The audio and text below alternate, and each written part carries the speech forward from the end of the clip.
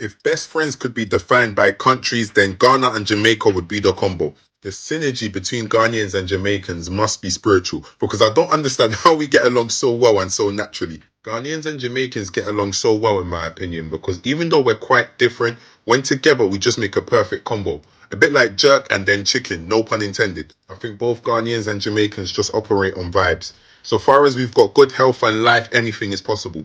People of both countries are also weirdly secretive. Ghanaians don't tell people when they're traveling, and only a Jamaican man wear a mask to collect his lottery winnings, and I don't blame him.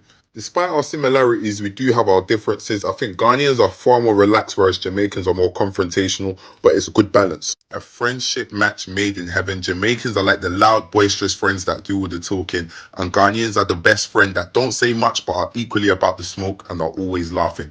What a combo. Hello guys, welcome to the Real World List. My name is Betty. So, there's a story that's quietly been traveling across the ocean, a story of identity, memory, and reconnection. And it begins with one incredible truth. And some communities in Africa see Jamaicans not as foreigners but as family, as the lost brothers and sisters. Before we dive in, make sure you'll hit that subscribe button because the next story connects to this one in a powerful way. Understand why I am here. I want to leave.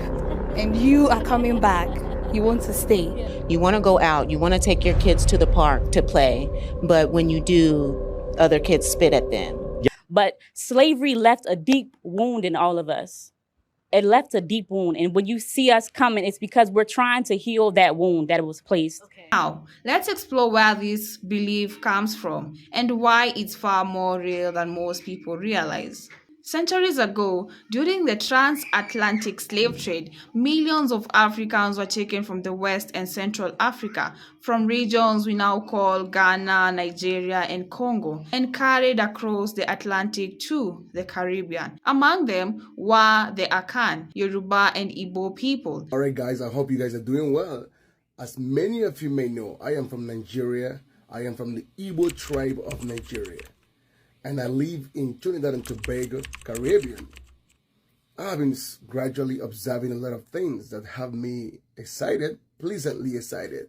I realized that some of the slangs or words that Caribbean people use actually originated from some tribe in Africa. For example, Jamaica, they use the word unu a lot. I hear that in a lot of Jamaican music, unu. Sometimes I will hear something that goes unu doom.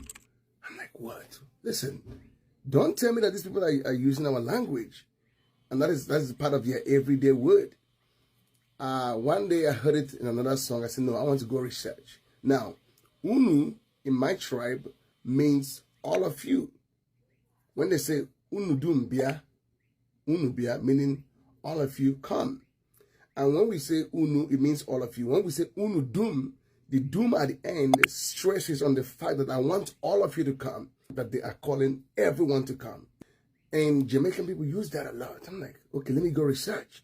When I did my research, I figured out that unu also mean all of you. I'm like, hold up, how did that happen? Did they borrow it from the tribe? Maybe during the time of slavery, many of their ancestors came with some of their tribal languages. So it keeps showing me that, listen, these people in the Caribbean, especially Afro-Caribbean, truly came from Africa, truly came from Nigeria and Ghana, especially the Igbo tribes and the Yoruba tribe as well. Caribbean people use the word mumu. Everybody in Nigeria know when you say that guy na mumu, meaning that guy is stupid, he's fool, he's not smart enough. And in the Caribbean, it means the same. Mumu. Come on, man, hold up. This is becoming more interesting for me. They brought with them their language, beliefs, and rhythms. And even in Jamaica, a place they had never seen before, those roots refused to die. You can still hear Africa in Jamaicans' life today, in the drumming patterns that shaped reggae, in words like nyam that come straight from Twai, and Anasi, the wise spider from Ghanaian folklore, who still lives on in Jamaican storytelling. These are not coincidences. They are traces of memory, the kind that survives across generations. I never know that so many Ghanaians even follow me. Oh, bro, they love Jamaica. Like Bro, if you go to Ghana, at least every street there's a Jamaican flag. So you think it's Jamaicans there putting it up? No, Ghanaians putting it up.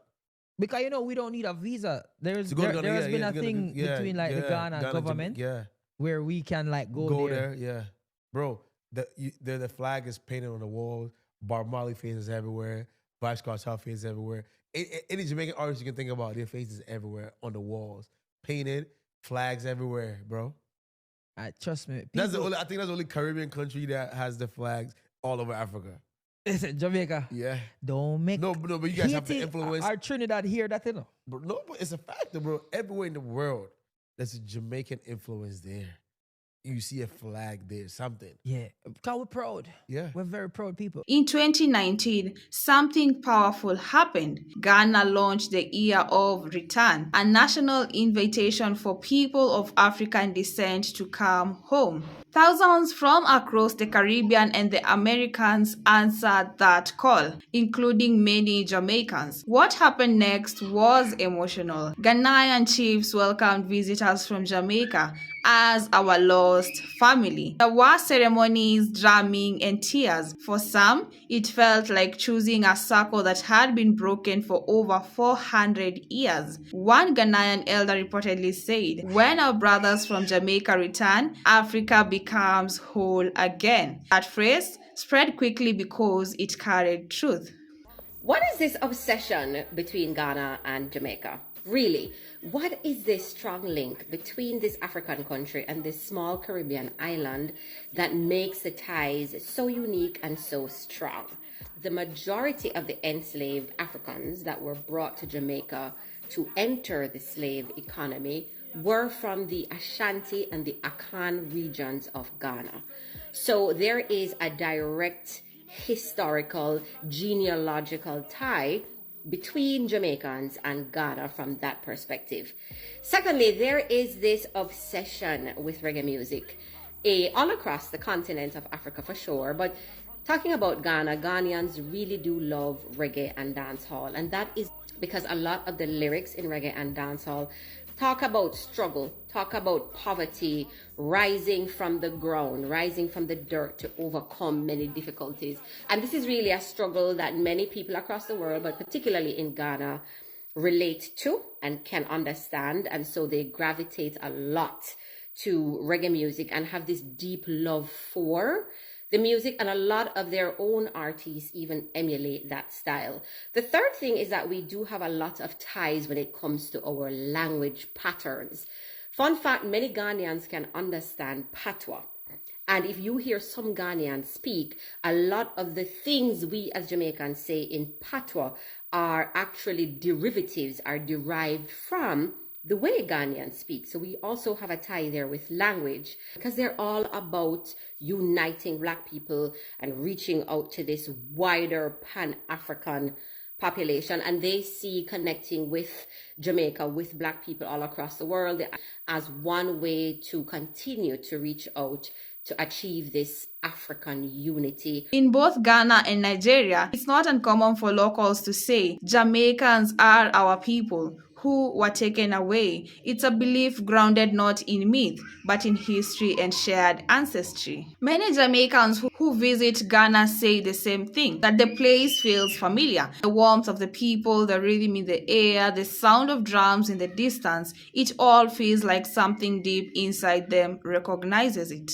And maybe that's what this story is really about. It's not about DNA tests or documents. It's about memory, a spiritual connection that time, distance, and history couldn't erase. So when people say there's an African tribe that calls Jamaican their lost brothers, it's not fantasy. It's a reflection of how strong cultural memory can be. Because even though centuries have passed, the link between Jamaica and Africa still lives in the music, the language, the spirit, and the pride. Jamaica may be a small island, but its roots stretch deep into African soil, and every bit of reggae, every word of patois is a reminder that the family can never truly be separated, not by time, not by history, not even by an ocean. If you made it this far, that means you love real stories like this. Stories that go beyond what we are taught and show how connected we really are. So go ahead and subscribe, because in the next one, we'll explore another chapter of how Jamaican story is still shaping the world today.